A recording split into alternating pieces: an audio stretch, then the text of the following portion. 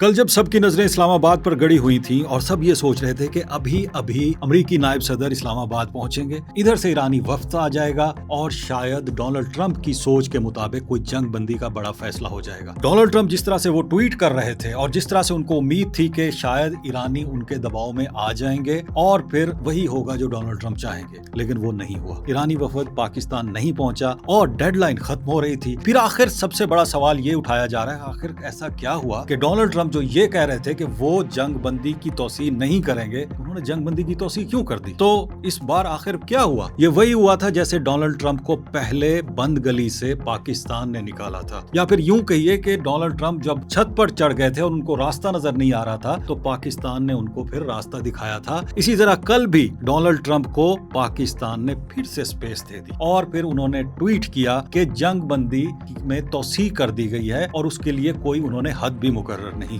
तो ये सारा कुछ कैसे हुआ? देखिए, डोनाल्ड ट्रंप के लिए अगर आप उनकी ट्वीट्स को देखिए, गुज़श्ता माह के अंदर जितनी भी उनकी ट्वीट्स नजर आती हैं तो ऐसा लग रहा है कि उनकी सारी की सारी फॉरेन पॉलिसी उनकी ट्वीट्स के जरिए से चल रही होती है। वो आकर अपने दुश्मन को या फिर ईरान के बारे में स्टेटमेंट्स देते हैं, आकर वो कोई बात करते हैं और फिर उनको लगता है कि अगला बंदा या अगले जो पार्टी है वो उनके इस दबाव में या इस धौंस में आ जाएगी, लेकिन ऐसा होता हुआ हमें नजर नहीं आया। इस दफा खास तौर पर अगर देखा जाए तो ईरान ने उनको चेकमेट किया है। उन्होंने जो भी अपनी पॉलिसी बनाई थी, जो भी उन्होंने अपनी उनकी जो थ्योरी है, मैडमैन थ्योरी है, ईरान ने उसको पलट कर दोबारा से डोनाल्ड ट्रंप के ऊपर डाल दिया। अब अगला सवाल ये हो रहा है कि होगा क्या? हम आपको ये बताते चलें कि ईरान ने 3 जहाजों को रोक लिया है, 2 पर फायरिंग की इतलात भी सामने आई हैं। तो आब नाए हुर्मुज़ फिर से एक कशीदा सूरत हाल के अंदर है। डोनाल्ड ट्रंप ने जंग बंदी की बात तो की है, लेकिन उन्होंने ये नहीं कहा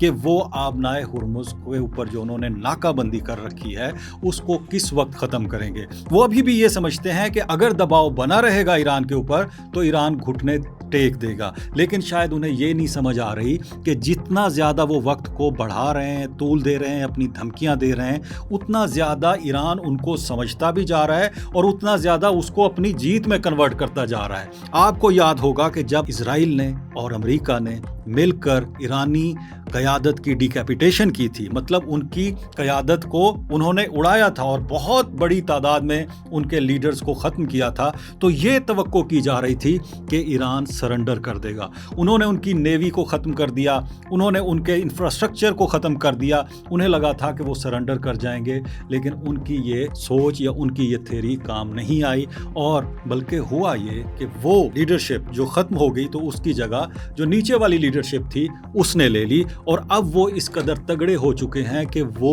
ना सिर्फ ये समझ चुके हैं कि आबनाए हुर्मुज़ जो है वो उनका सबसे बड़ा हथियार है, बल्कि वो इस हथियार को बड़े तगड़े तरीके से इस्तेमाल भी कर रहे हैं। इस वक्त अगर मिडल ईस्ट की सूरत हाल को देखा जाए तो ज्योग्राफी के अंदर वो कहा जाता है ना कि वो टिम मार्शल ने अपनी किताब के अंदर लिखा था कि जो ज्योग्राफी होती है वो फैसले करती है। तो इस वक्त जो ज्योग्राफी है या ज्योग्राफिया है वो ईरान के कंट्रोल के अंदर है और वो उसको बेहतरीन तरीके से इस्तेमाल करता हुआ नज़र आ रहा है। हमने कल बात की थी कि वो कौन से ऐसे मुद्दे हैं, वो कौन से ऐसे पॉइंट्स हैं जिनके ऊपर टेबल टॉक हो सकती है, वो कौन से ऐसे मामलात हैं अगर दोनों फरीक बैठ जाएं तो उनको रिजॉल्व करना मुश्किल नहीं होगा। लेकिन पहले बैठें तो सही, पहले मेज़ के ऊपर आएँ तो सही। पाकिस्तान ने तो माहौल बनाया था, लेकिन डोनाल्ड ट्रंप ने अपनी ट्वीट्स करके उस माहौल को खराब कर दिया। पहले जब टॉक्स हुई थी तो उन्होंने तब भी ऐसा किया और उसके बाद फिर उन्होंने ये किया